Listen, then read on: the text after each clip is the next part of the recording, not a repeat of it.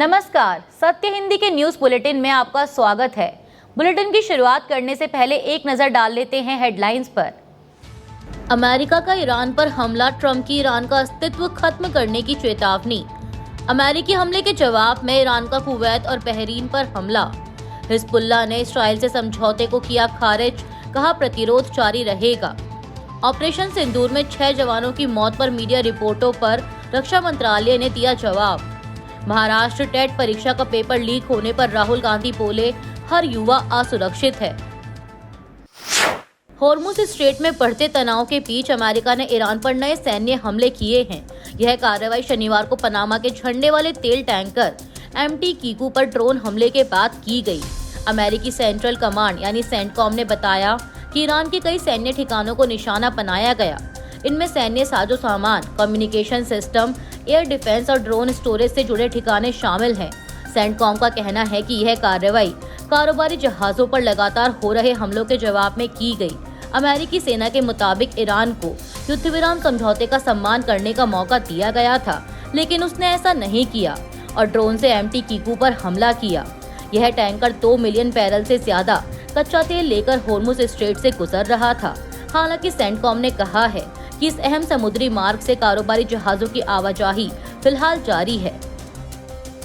अमेरिकी राष्ट्रपति Donald Trump ने शनिवार को कहा कि अगर अमेरिका को युद्ध फिर से शुरू करने के लिए मजबूर किया गया तो ईरान का अस्तित्व ही नहीं रहेगा। उन्होंने तेहरान पर युद्ध विराम का उल्लंघन करने का आरोप लगाया।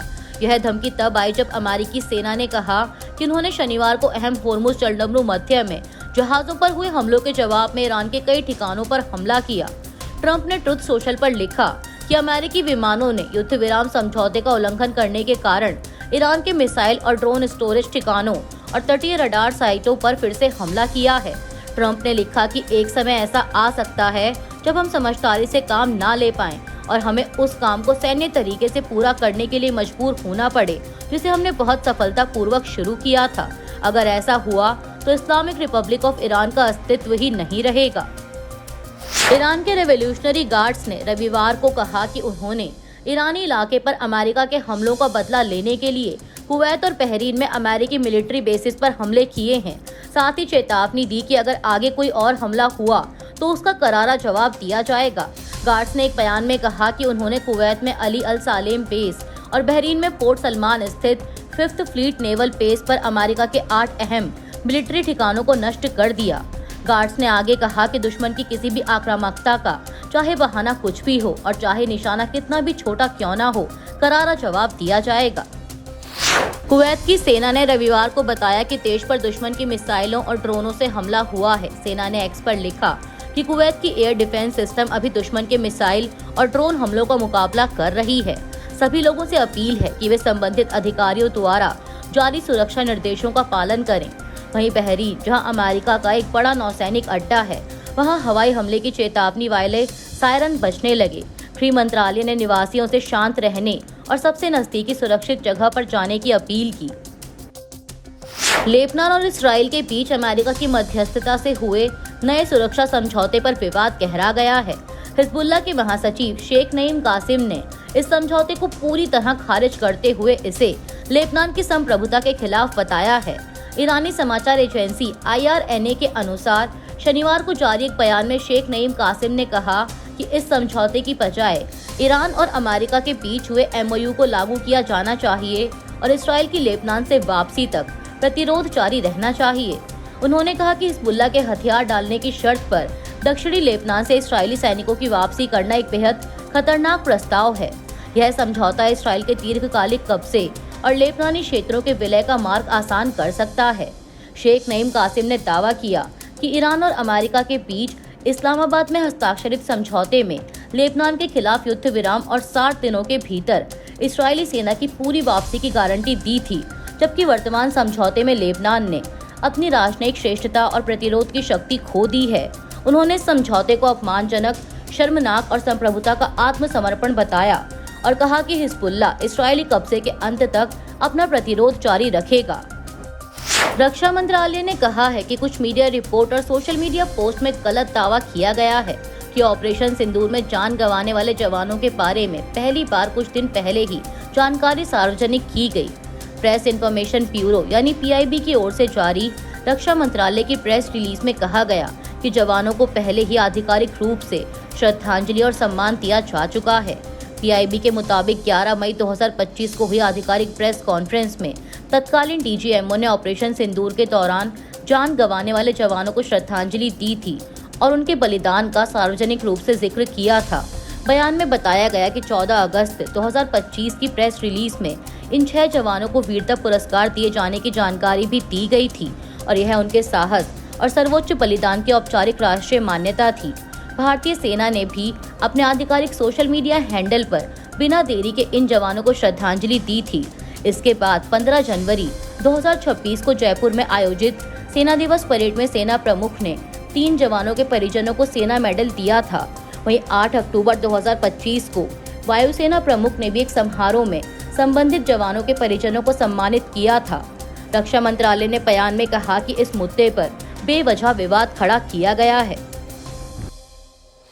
महाराष्ट्र में रविवार को यानी आज 28 जून को होने वाली टेट यानी शिक्षक पात्रता परीक्षा शनिवार को पेपर लीक के बाद रद्द कर दी गई है। इस मामले पर कांग्रेस नेता राहुल गांधी ने सोशल मीडिया पर एक पोस्ट में लिखा कि एक और पेपर लीक, एक और परीक्षा रद्द।